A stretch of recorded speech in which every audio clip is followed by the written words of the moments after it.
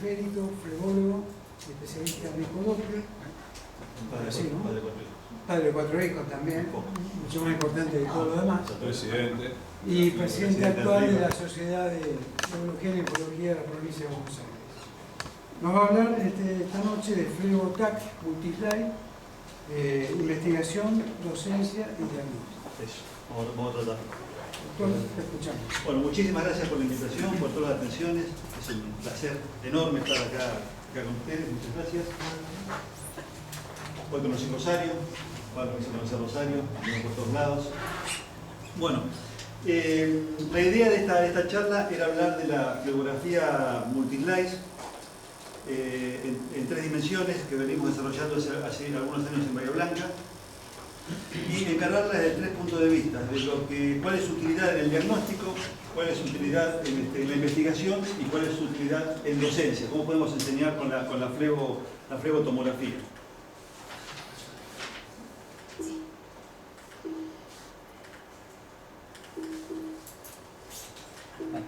Apuntalo donde está acá, mirá. Acá. Sí. No, pero sí, de que eso. Bueno, pasamos con esto. Vamos con esto. Bueno, este estudio no lo pedimos a cualquiera, lo pedimos en casos que el paciente tiene realmente un alto nivel de complejidad y no podemos llegar a un diagnóstico efectivo. Por eso, fíjense que en 51 meses, sobre un total de 2.400 pacientes, este estudio lo pedimos en el 5%, 120 pacientes. O sea, no es para todos, sino para aquel que tiene complejidad. ¿Y en qué pacientes vimos que había complejidad? Fundamentalmente en la fosa poplita, el 60%, 72 pacientes. Y en la región inguinal, en 26 pacientes. Pero evidentemente la fosa poplita es la zona más compleja de la pierna. El doctor Uhl, quien más experiencia tiene, él dice que propone este estudio para el 10 o el 15% de sus pacientes. Nosotros estamos en el 5%. Bueno, y la complejidad de la fosa poplítea está descrita en muchos lados. Acá hay un consenso de San Diego, un consenso de Praga, que hablan de la complejidad de la fosa poplítea. Y también en los criterios de cómo debemos evaluar la fosa poplítea. Y para lo que es recurrencias, nos guiamos por el REBAS y por el REBATA para láser. Entonces vamos a decir cuáles son las indicaciones. Bueno, fosa poplítea compleja, en todo lo que es evaluación preoperatoria y en las recurrencias fundamentalmente.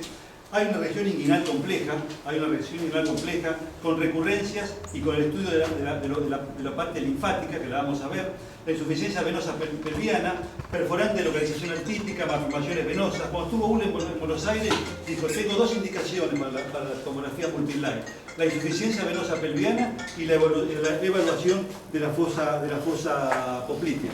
Por supuesto que el ecodoppler es el gol estándar para estudiar a todos estos pacientes.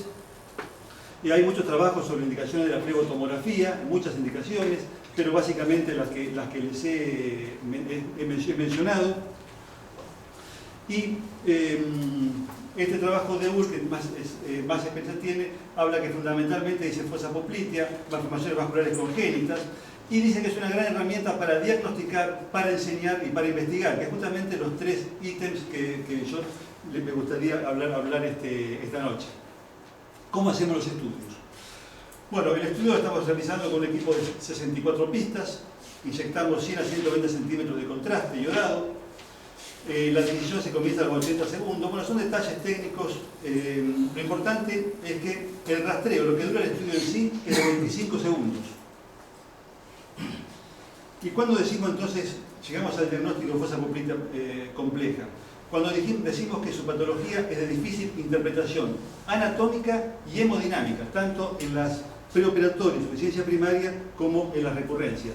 Y es aquella donde existe dificultad para localizar puntos de fuga, circuitos de reflujo, donde el tratamiento está condicionado por esa dificultad en el diagnóstico, y esa dificultad en el diagnóstico, un diagnóstico incorrecto, se traduce seguramente en un alto índice de recidivas. Bueno, la fosa poplítea es compleja por sus variantes anatómicas, por sus variables hemodinámicas. Todos sabemos que el nivel de la unión safeno-poplítea se altera muchísimo. La extensión de la vena safena parva, giacominia, anastomosis, perforantes poplíteas. Hay múltiples circuitos longitudinales, transversales, comunicantes gastrosafénicas, perforantes poplíteas con sus reflujos cortos. Bueno, entonces, ecodoppler y tomografía multislice ante la complejidad. Bueno, fui a la fuente, estuve viendo trabajar a UL y a Lobuelo en París, y fíjense que de las 72 fosas poplíteas estudiadas complejas, el 28, el 40% eran recurrencias. ¿Qué dicen las guías internacionales? Para el diagnóstico primario, el Doppler es 1A, pero para las recurrencias ya no es 1A el Doppler, es 1C. O sea que en algunos casos la venografía, incluyendo 3 dimensiones, pueden dar información complementaria muy valiosa. El Doppler no está considerado 1A en las recurrencias.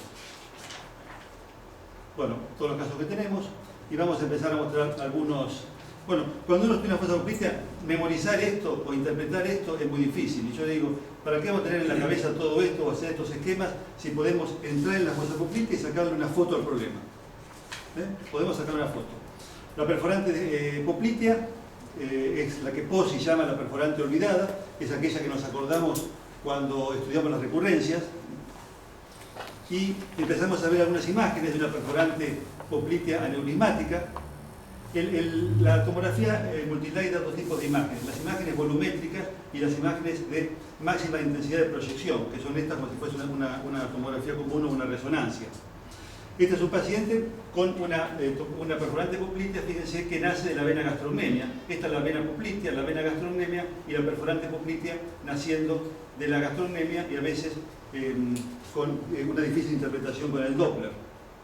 El problema es cuando aparecen estas imágenes en el Doppler, porque uno cuando ve, Gabriel, cuando uno hace un Doppler en la fosa poplítea, ve todos los elementos longitudinales, no ve longitudinales, transversales. Cuando aparece esto, aquí uno empieza a sospechar complejidad, y fíjense, es esta paciente, y aquí tenemos entonces la vena poplítea, venas gastrocnemias, y una perforante poplítea que nace de la poplítea. Falta la safena, la buscamos, vamos a buscarla. Acá está la perforante poplítea, la vena gastrocnemias, la vena poplítea. Empezamos a interpretar. Aquí vemos, buscamos la safena parva con reflujo. Entonces, esto que vemos acá es la safena parva, lo que está abajo son la perforante poplítea con reflujo. Y este paciente tenía reflujo en una safena parva del muslo, con reflujo en la vena gastrocnemia y reflujo en la perforante poplítea, que daba toda la sintomatología. También esta paciente con una duplicatura de la vena femoral, una duplicatura de la vena femoral.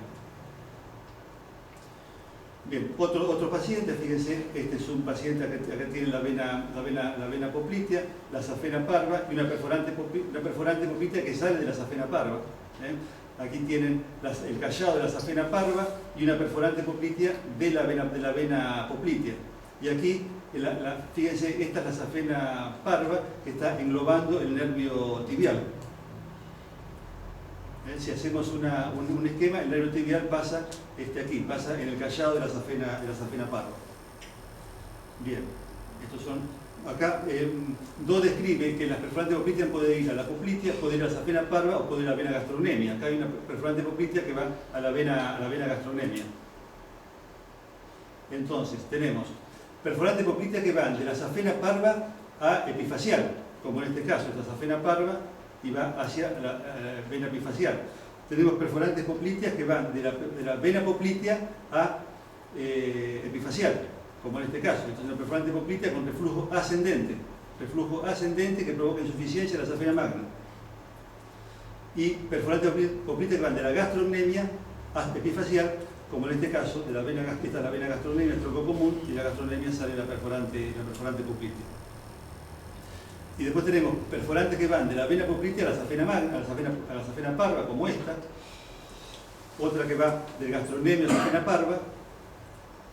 Y bueno, y después todos los ejemplos que habíamos dicho. Comunicaciones entre la safena parva y gastrocnemia, fíjense, comunicaciones que deben ser consideradas perforantes. Aquí vemos una safena, fíjense, la comunicación es una vena gastrocnemia que tiene reflujo en la safena parva, y de la safena parva sale la perforante poplítea. Fíjense qué reflujo complejo.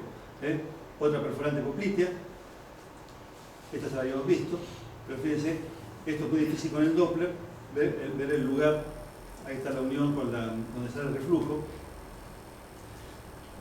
Esto lo vamos a ver ahora. Acá tenemos una duplicatura o triplicatura de la vena safena parva, esta vena poplitea, y una triplicatura de la vena safena parva.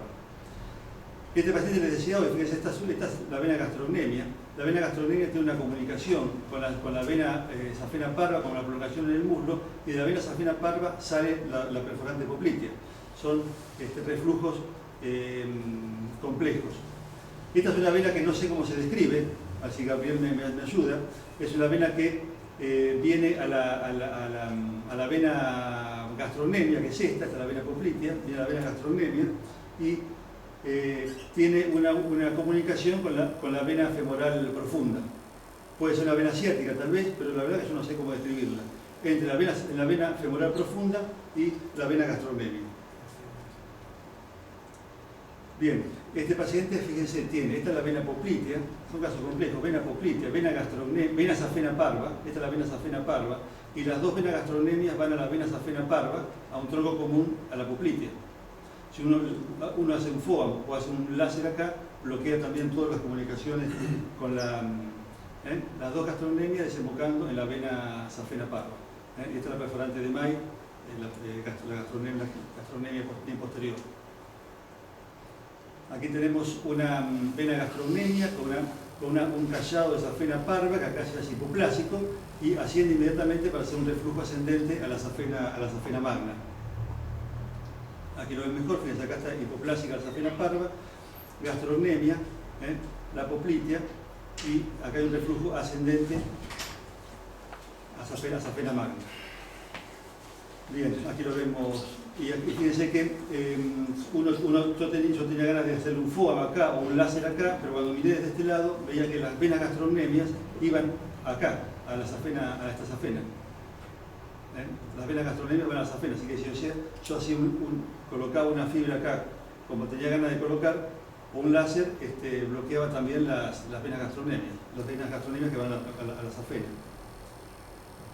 Bien, estos son los retorcimientos. Fíjense este retorcimiento de safena parva. No entendíamos el Doppler, no lo entendíamos, veníamos la vena poplitea, un callado y todo esto retorcido, y acá veíamos que esta es la arteria poplitea, la vena poplitea, fíjense, esta es la vena gastrocnemia, esta es la unión safeno-poplitea, que hace un retorcimiento y lo abraza la vena gastrocnemia. Esta es la vena gastrocnemia abrazada por este retorcimiento de la safena parva con la prolongación en el muslo. Un kinking o un retorcimiento. Ahí se ve. Este es otro paciente, fíjense cómo se retorció esta safena parva. Está toda retorcida, abrazada, y está la safena parva con la prolongación en el muslo. Otro paciente. Acá con el Doppler no entendíamos nada, eran todos una suelta de globos en la fosa poplitea. Bien, acá tenemos una dilatación aneurismática de la safena parva con la prolongación acá en el muslo. Ahí está un cuellito chico y la dilatación aneurismática. Esta es la de máxima intensidad de proyección. Ahí seguimos. Esta es una perforante poplitea que veíamos hoy. Pacientes complejos. Aquí la tomografía permite ir buscando capas, buscándole dónde viene el reflujo, y lo encontramos acá. Es un calladito corto de la safena parva con hipoplásicas hacia abajo y todo el retorcimiento en forma ascendente, el reflujo acá, pero este es el cuellito corto de la safena parva. Y ahí se ve la vena poplitea, y ahí se ve. Seguramente no termina siendo un FOAM acá porque no. Pero bueno, por lo menos uno dice, bueno, ¿cuál es el problema? ¿Dónde está el problema de esta paciente? Está acá. Uno sabe que este es el cuellito corto que tiene la paciente. Bien, aquí una paciente, vamos entrando a ver de dónde viene, y tenemos una perforante poplitea que se hace enseguida epifacial, pero lo que se le veía a la señora era esto, y acá tenemos hipoplasia de la safena parva, reingreso en la safena parva e incompetencia de la safena parva por acá. Lo que se veía a la señora era todo esto epifacial. Bien, otra perforante poplitea, viene Bueno, la misma paciente. Bueno, es una paciente que es un hallazgo, es una prolongación en el muslo de la safena parva. Bueno, este es el signo de la oreja, digo yo, es otro retorcimiento de la safena parva. Fíjense, un callado totalmente displásico, con todas las flerectáceas, prolongación en el muslo, la safena parva y también una safena magna con reflujo. Bueno, las recurrencias que se llaman por rebas y por rebata, aquí las vemos, dos vías de derivación del reflujo. Esta ya la vimos, esta es la perforante que va a la vena gastrocnemia, ya la vimos. Otro cavernoma, esa paciente que ya está operada con un cavernoma y una persistencia de vena safena parva. Otra perforante poplitea. Un paciente operado, una recidiva, un munión de safena parva. Esto es una foto del doctor Ull, que es muy similar a este paciente, por eso la puse. Un munión en dedo pulgar, como se llama el doctor Ull. Aquí tenemos otro cavernoma. Buscamos bien, esto nos permite ver bien los lugares de fuga. Aquí había dos, hay que decir, una esclerosar y esclerosar los dos, porque si no queda la recidiva. Nosotros veíamos en el Doppler que de un punto de fuga grande aparecían dos niveles. Bueno, este paciente ya lo vimos, la recurrencia, pero ya la vimos. Otro cavernoma también con persistencia de un callado de safena parva. Hace todo este cavernoma y después una persistencia de safena parva. Estaba operado, no sé qué le hicieron, pero quedó la safena parva acá, un cavernoma y la persistencia. Bueno, cuando llegan los pacientes así, uno no sabe por dónde empezar con el Doppler. No sabe por dónde empezar y se encuentra con esto. Entonces uno trata de buscar, bueno, ¿dónde está el punto de fuga en estos pacientes? ¿Dónde está? Y acá está, también paciente operado con un callado de safena magna en dedo de guante, en dedo pulgar, y toda la recidiva fundamentalmente ascendente. Esta ya la vimos. Este es un paciente también operado, lo interpretamos como una perforante poplitea, muy complejo. Tuvimos que acá sacamos la tibia y vemos que la perforante poplitea viene de la cara anterior de la vena poplitea, de la cara anterior, porque esto estamos viendo el paciente de frente. Sacamos la tibia, la perforante viene de la cara anterior. Callados distróficos. Este es el mismo, ven cómo nace en la cara anterior. Otra perforada, otro munión de safena parva. Bueno, y así podemos seguir viendo pacientes. Vamos a cambiar vamos a pasar a otro tema. ¿Quieren hacer una pregunta? Ahí me mostraste un esquema de una safena parva a una epifacial. Sí. En el esquema. Perforante poplitea. Claro, no estaba conectada con una perforante. La perforante, sí. La parva que se iba hacia una epifacial. Claro, porque las perforantes popliteas pueden ir a la safena parva, pueden ir a la vena gastrocnemia o pueden ir a la vena poplitea. Es la descripción de dos de las perforantes popliteas. Por eso, de la safena parva, si atraviesa la aponeurosis, si está en la zona intrafacial, sí, atraviesa la aponeurosis, eso se considera una perforante poplitea. Bueno, es poplitea porque está en la zona poplitea y no porque va a la vena poplitea, no, que es el concepto que uno siempre tuvo. Claro. ¿Dónde inscribe esas tres perforantes? Las que van a la safena parva, a la gastrocnemia o a la vena poplitea. Después están las comunicaciones entre las venas gastrocnemias, a ver si...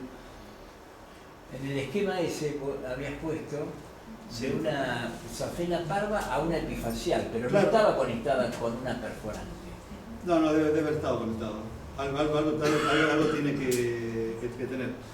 Estas son comunicaciones entre la vena gastrocnemia y la vena safena. Comunicaciones. Esta paciente está operada y recidivo precisamente porque tiene esta comunicación entre la vena gastrocnemia y la vena safena. ¿Operada con láser? Operada, no, esa no. Esta es una recidiva por munión largo.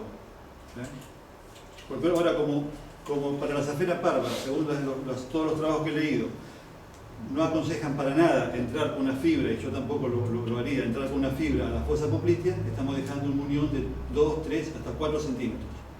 Claro. Entonces, esta es una recidiva. Eso predispone la recidiva. Esto es una recidiva por munión largo.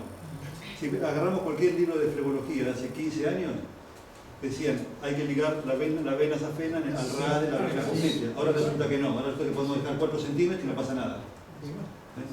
Bueno, vamos a poner aquella compra.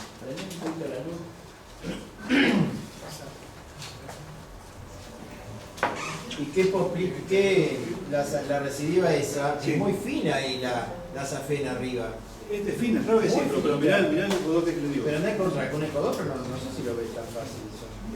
¿Lo ves ahí en este Claro, pero mirá la gastrocnemia que se enfocan con la safena parva. Sí.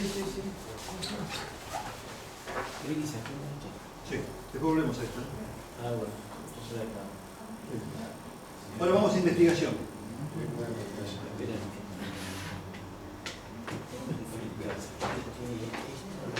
Usted tiene un lente de publicitario. Tiene un culet de Samsung.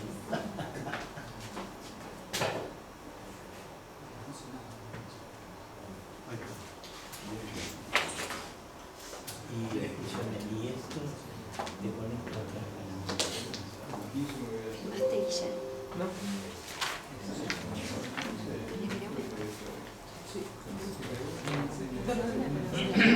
¿Cómo? Ah, mira.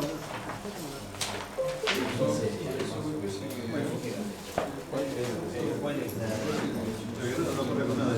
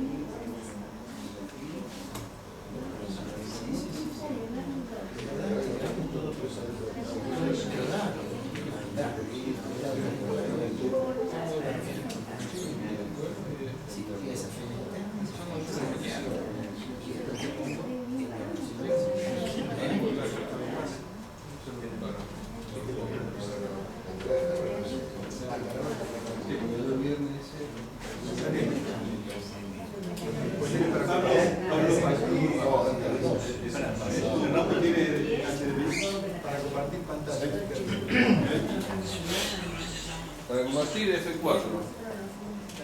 Porque recién la ponía pero no le proyectaba. F4. F4.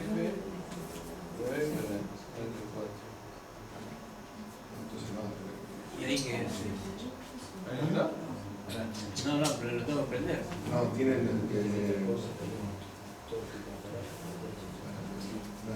Vení.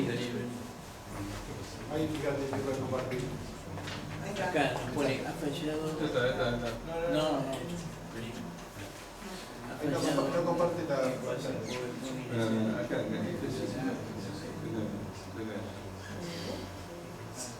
función F4.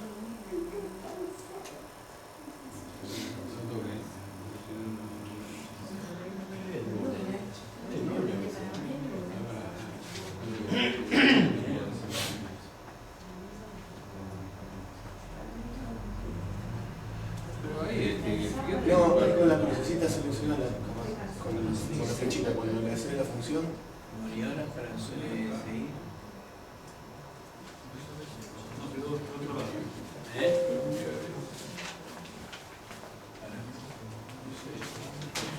No seguimos No, con la función F4. ¿Cómo? Función F4. F4. Apretar función abajo. Al lado del control. Función F4. Y cuando te a ver ahí. Ahí te tiene que aparecer. ¿Carga? Sí, porque ahí te tiene que aparecer al costado. ¿Por qué no buscas esa tecla? No está muy tildada. Y bueno, volvé la... No importa, seguimos con la otra y hay unos videos que nos van a poder ver, pero no importa, no devoramos la... Cerramos la sesión y ahí retornamos. Debería tener reconocido automático. No, eso déjalo que eso está bien. No, pará, porque una cosa es HTML y otra es PC. Pero acá me está haciendo un problema, no ahí. Daniel. Ahora te digo. No, acá me está haciendo. A ver, vamos a... PowerPoint. Aparece no esa. Ah, ¿no? Me quiere el tipo.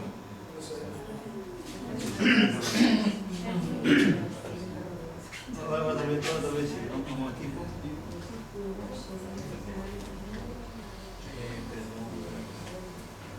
¿Por qué no pones ahí abajo? Mirá, donde tiene el PowerPoint ahí. Pon el PowerPoint ahí, mirá. Ahí, abrilo. Ahí, mirá. Encontrá la flecha ahí.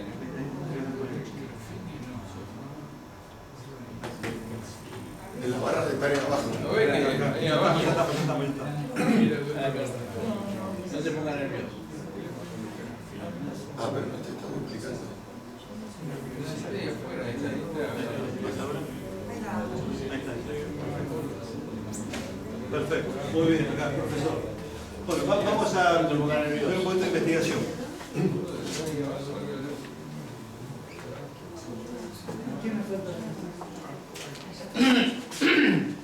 Estudiamos los cambios de la isla con tomografía multiplicar.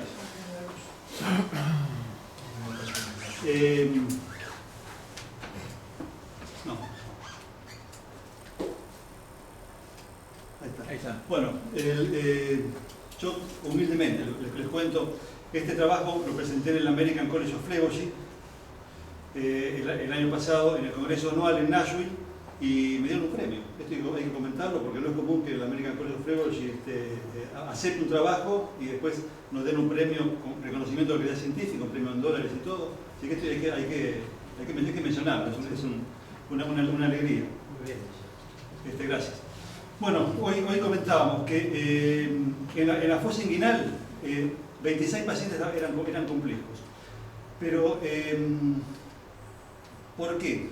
De estos 26 pacientes, en 5 pacientes el problema estaba en la safena magna, estaba en la duplicatura, en el circuito venotípico, pero en 21 pacientes el problema estaba en la red venosa linfoganglionar.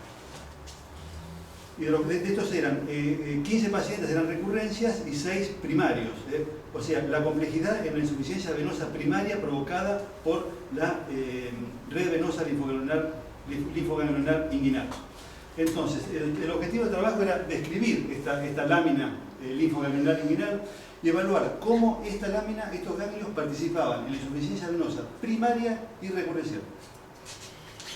Entonces, ¿qué hicimos? Fue un trabajo retrospectivo. Analizamos 240 regiones inguinales, en realidad fueron unas 200, pero completamos 240, pero nos cansamos de ver regiones inguinales, porque todos los pacientes además fueron estudiados con ecodoppler. No hay antecedentes en la bibliografía de que estos ganglios se estudien por tomografía multilight. El último trabajo de Labropoulos, Ull y Loboro es del estudio de esta lámina linfoganglionar, es con Doppler, y también revisaron con multilight, pero solo pudieron ver la lámina en el 20% de los casos. Sobre 400 miembros solamente lo vieron en el 20% de los casos. Entonces, ¿qué es la flegografía linfoganglionar? Utilizando medio de contraste a través del brazo y del pie, permitimos la visualización de los ganglios inguinales y de la red venosa que comunica estos ganglios inguinales. ¿Para qué sirve? Bueno, para ver cómo participan, cómo estos ganglios, esta distrofia ganglionar, provocan insuficiencia en la vena safena, en la accesoria, provocan recurrencias. Es un estudio estático, por lo tanto que es complementarlo con un estudio hemodinámico como es el ecodoppler. ¿Por qué la denominamos así? Porque estudiamos la fase venosa de retorno de la red venosa linfoganglionar. No estudiamos la fase linfática, eso lo hacemos con la centellografía. Por las vías linfáticas, al igual que los nervios, no tienen traducción en la tomografía multislide. Bueno, es lo que decíamos hoy, de las 21 pacientes encontramos problemas, y cuando nosotros se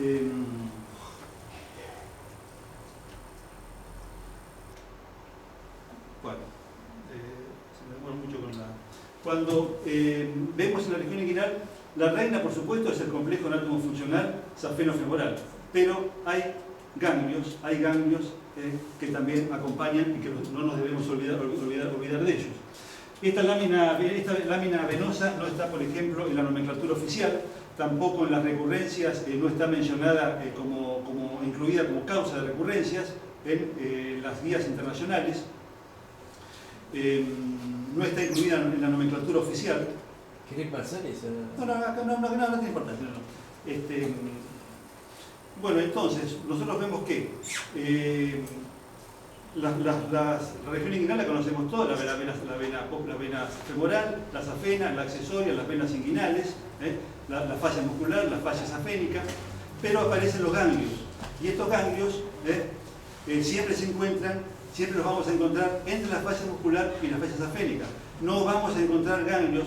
Es muy raro, yo he visto uno solo, que esté por debajo de la fascia safénica, fascia muscular, o que esté por encima de la fascia safénica. Siempre van a estar dentro, van a ser intrafaciales. Y todos estos ganglios están comunicados con venas. Están comunicados con las venas inguinales, están comunicados con la safena magna, están comunicados con las venas femoral a través de perforantes, con perforantes musculares. Y estos ganglios, estas venas pueden desarrollarse tanto adentro de los ganglios como periganglionares. Se caracterizan por 3 situaciones anatómicas. Es una red venosa compleja que conecta, dijimos, las venas y los ganglios linfáticos, que se desarrollan tanto alrededor como dentro de los ganglios linfáticos y están conectados a venas profundas, en la vena femoral o venas musculares. Este es el atlas de Guillot, donde él ya describía estas comunicaciones. Voy a pasar rápido, están todas las comunicaciones que él describe en su atlas. Yo lo tengo, este atlas, que me lo regaló, están todas las comunicaciones. Y aquí entonces vemos la disposición clásica, la disposición clásica de los grupos ganglionares. Este es un dibujo, y empezamos a ver con la tomografía multislide cómo esa disposición se repite prácticamente anatómicamente, y las comunicaciones que tiene. Esta es una linfografía normal, pero vemos las comunicaciones. Tienes el ganglio con la vena safena, aquí con un colector profundo, porque todos estos ganglios tienen, a través de su cara convexa, cóncava, la irrigación arterial, pero el desagüe venoso tiene que ser hacia algún elemento, hacia algún lado. El desagüe venoso de los ganglios tiene que ir. ¿Y hacia dónde va? Bueno, es lo que dijimos, a las venas inguinales, a la vena safena, a la vena accesoria. ¿Y cuándo es competente? Bueno, cuando precisamente esta red venosa es competente cuando existe ese drenaje que yo les dije y no hay dilatación venosa perio o infraganglionares, cuando el diámetro de las mismas generalmente no supera el milímetro y no se observan reflujos en el estudio ecodoppler complementario dentro del ganglio. Esto entonces es competente. Hay conexiones bajas que drenan en la vena safena magna y en la accesoria, y comunicaciones altas que drenan, como les dije hoy, en las venas inguinales, que están en rojo precisamente porque son las únicas que con el Doppler vemos en rojo.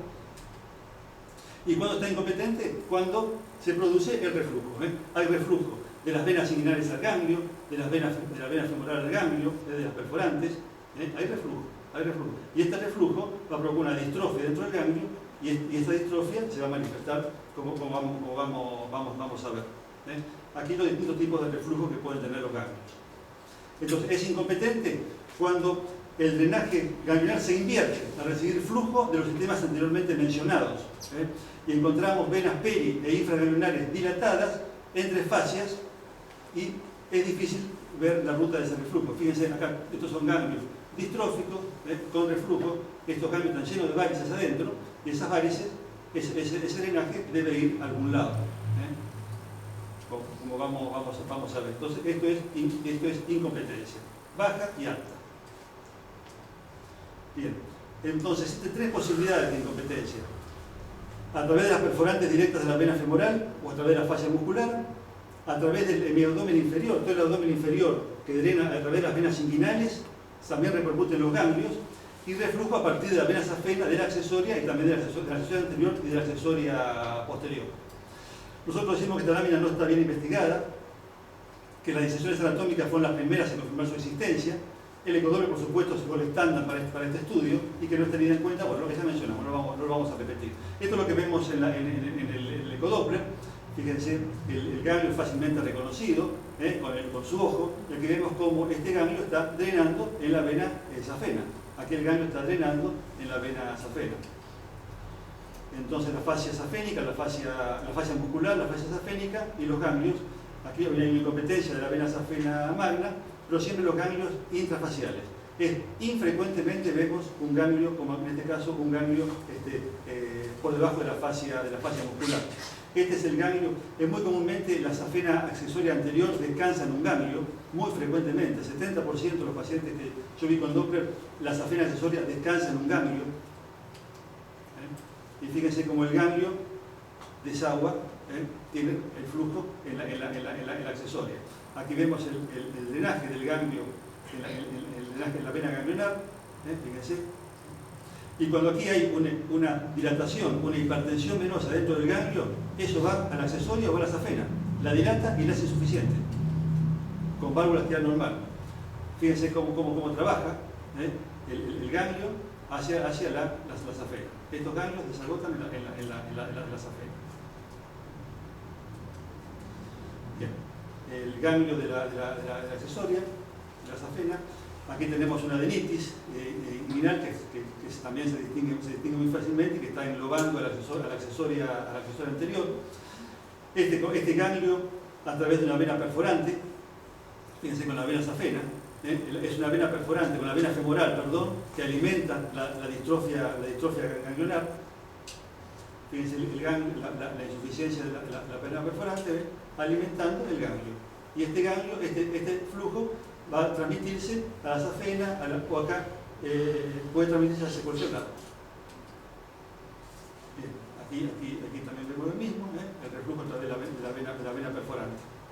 Bien, condiciones basales y condiciones de Valsalva, siempre para estudiar. Ahí vemos el ganglio entonces, desagotando en la accesoria. Reflujo primario, acá hay reflujo al revés. Cuando hay un reflujo en la vena safena, este reflujo puede ir hacia el ganglio, provocar la distrofia del ganglio y esta distrofia después salir hacia cualquier lado, hacia algún lado tiene que ir. Ahora lo vamos a ver. Aquí vemos un ecodoppler normal de un ganglio desembocando en la vena safena. Ahí está, ahí desemboca. Bien, seguimos.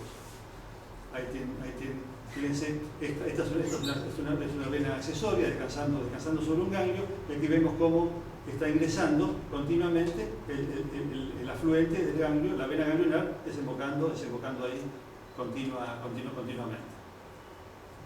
Y ahí la vemos. Acá en este caso hay reflujo de la vena safena magna al ganglio. Ahí se ve muy bien. Es una vena enferma hacia el ganglio.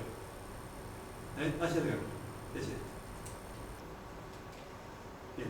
Y aquí vemos cómo, en condiciones basales y en condición de Valsalva. Bien. Bueno, acá lo interesante es que el estudio lo hacemos solamente a través de la venopuntura en el codo, no lo hacemos en el pie. No lo hacemos en el pie, solamente en el codo.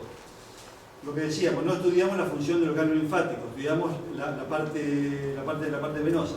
Este es un ganglio normal, desembocando con afluentes, que está recibiendo venas, pero fíjense cómo tiene que desagotar, digo yo, en la vena safena, que acá es doble.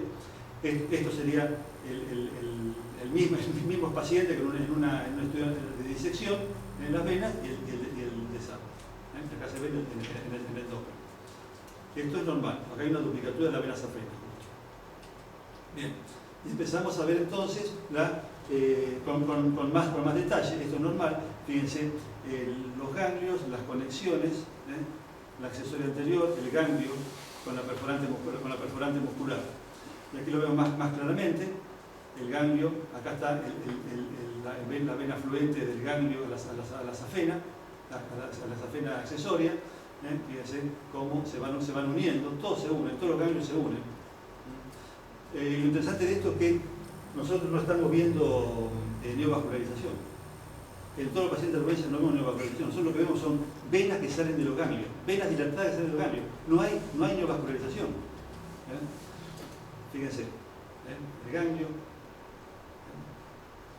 acá el otro ganglio con su vena. Esta es una vena inguinal muy dilatada.